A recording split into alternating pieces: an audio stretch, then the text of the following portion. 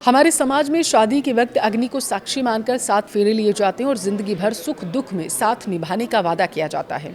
लेकिन क्या हो जब दुख की सबसे बड़ी घड़ी में सबसे बड़े संकट में पति ही आपका हाथ छोड़ दे? क्या ये सिर्फ दो लोगों के बीच की अनबन है या कानून की नज़र में यह एक गंभीर अपराध भी है? वीडियो को लास्ट तक देखिए, विस्तार से आपको बताऊंगी। नमस्कार, आपके साथ मैं पल्लवी रविंदर सिंह। आज मैं बात करने जा रही हूँ मध्य प्रदेश हाईकोर्ट के एक ऐसे अहम फैसले की जिसने शादी, पति पत्नी के रिश्ते और कानूनी जिम्मेदारियों की परिभाषा को एक बार फिर से साफ किया है। अदालत ने साफ लफ्जों में कहा है कि अगर किसी पत्नी के साथ कोई अपराध होता है, जैसे कि दुष्कर्म, ऐसे मुश्किल वक्त में पति का उसका साथ छोड़ देना, तो इसे वैवाहिक क्रूरता और परित्याग माना जाएगा। यानी कि वैवाहिक तौर पर इसे माना जाएगा कि ये वैवाहिक क्रूरता है और परित्याग किया गया है महिला का। कोर्ट ने अपने फैसले में क्या सख्त टिप्पणियां की हैं वो जानना ज़रूरी है। सबसे पहले समझते हैं कि यह पूरा मामला शुरू कहां से हुआ था। देखिए, 21 जून 2017 को एक जोड़े ने आर्य समाज मंदिर में शादी की। क्योंकि परिवारों को यह रिश्ता मंजूर नहीं था, इसलिए दोनों ने एक किराए के मकान में अपनी नई जिंदगी बिताना शुरू कर दिया। लेकिन कुछ ही समय बाद रिश्ते में दरार आने लगी। पत्नी का आरोप था कि उसका पति अक्सर शराब पीकर घर आता था और उसके साथ मारपीट करता था। बार बार यह कहकर ताने मारता था कि उसे इस शादी से पछतावा हो रहा है।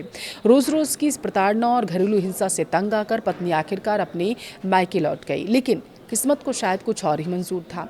मायके में रहने के दौरान ही एक दूसरे व्यक्ति ने उसके साथ दुष्कर्म किया, ऐसा आरोप है। और ऐसी भयानक स्थिति में जब एक पत्नी को अपने पति के भावनात्मक और मानसिक सहारे की सबसे ज़्यादा ज़रूरत थी, तब उसने अपने पति से मदद मांगी। लेकिन पति ने क्या किया? उसने न सिर्फ मदद करने से साफ इनकार कर दिया, बल्कि उसे पूरी तरीके से अकेला छोड़ दिया। हद तो तब हो गई जब पहली पत्नी के रहते हुए बिना उसे तलाक दिए उस पति ने किसी दूसरी महिला से दूसरी शादी कर ली। जब यह मामला फैमिली कोर्ट से होता हुआ मध्य प्रदेश हाईकोर्ट पहुंचा, तो पति ने अपनी तरफ से तलाक के आदेश के खिलाफ अपील दायर कर दी। लेकिन हाईकोर्ट ने उसकी अपील को सिरे से खारिज कर दिया। कोर्ट ने मामले की सुनवाई करते हुए कई गंभीर और सख्त बातें कही। अदालत ने पाया कि पहली बात क्या थी? जिरह के दौरान पति यह साबित नहीं कर पाया कि उसने रेप के बाद अपनी पत्नी की कोई मदद की थी।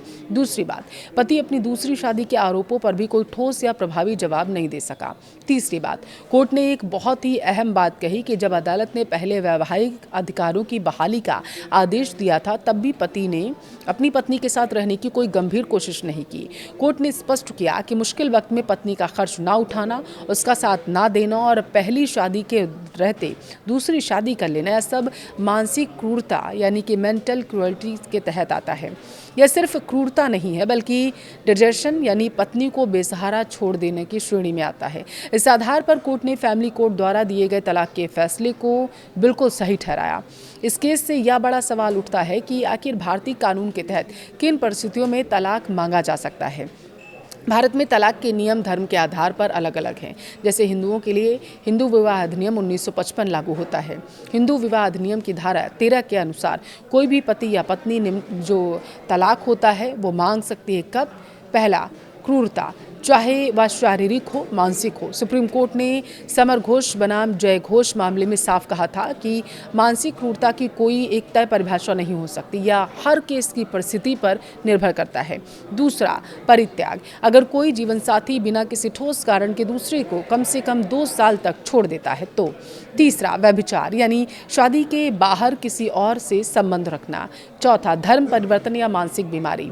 इन परिस्थितियों में तलाक मांगा जा सकता है। भारत में मुस्लिमों के लिए मुस्लिम पर्सनल लॉ, ईसाइयों के लिए इंडियन डिवोर्स एक्ट और 2 अलग अलग धर्मों में शादी करने वालों के लिए स्पेशल मैरिज एक्ट 1954 लागू होता है।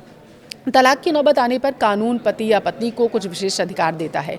मुख्य रूप से 5 बड़े अधिकार होते हैं। पहला, गुजारा भत्ता, यानी कि अदालत आर्थिक स्थिति देखकर यह तय करती है कि पत्नी या कुछ मामलों में पति को भी जीवन यापन के लिए कितनी रकम मिलनी चाहिए। दूसरा, बच्चों की कस्टडी, बच्चों के बेहतर भविष्य को देखकर उनकी कस्टडी को तय किया जाता है कि वो माँ के पास रहेंगी या फिर पिता के पास। तीसरा, संपत्ति का अधिकार, देखिए शेयर्ड प्रॉपर्टी में कानूनी अधिकार माना जाता है।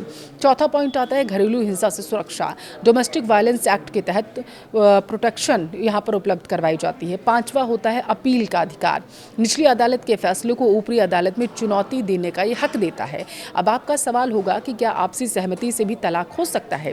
देखिए, अगर दोनों पक्ष शादी खत्म करने पर राजी हैं तो वे हिंदू विवाह अधिनियम की धारा 13B के तहत आपसी सहमति से तलाक ले सकते हैं। आमतौर पर इसमें 6 महीने का कूलिंग ऑफ पीरियड मिलता है, जिसे विशेष परिस्थितियों में कोर्ट माफ भी कर सकता है। अब बात करते हैं दूसरी शादी की। क्या दूसरी शादी तलाक का आधार है? बिल्कुल। अगर आपकी पहली शादी कानूनी रूप से ख़त्म नहीं हुई है, यानी तलाक नहीं हुआ है, तो दूसरी शादी करना न सिर्फ अवैध है बल्कि एक अपराध की श्रेणी में आता है। मध्य प्रदेश हाईकोर्ट ने इस केस में भी इसे वैवाहिक क्रूरता का सबसे बड़ा सबूत माना। प्रदेश हाईकोर्ट का यह फैसला सिर्फ एक पति पत्नी के विवाद का निपटारा नहीं है, यह समाज के लिए एक बड़ा संदेश है। शादी कोई ऐसा कॉन्ट्रैक्ट नहीं है जिसे आप अपनी सहूलियत के हिसाब से निभाएं, और जब पार्टनर को आपकी सबसे ज़्यादा ज़रूरत हो तो आप मुंह मोड़ लें। नैतिक और कानूनी दोनों ही रूप से संकट के समय एक दूसरे का सहारा बनना ही असल विवाह है। अगर कोई इंसान अपनी पत्नी के साथ हुए अपराध या हिंसा के बाद उसका साथ छोड़ देता है तो कानून की नज़र में और खुद भी एक अपराधी के समान माना जाएगा, और अदालत ऐसे मामलों में कोई नरमी नहीं बरतती।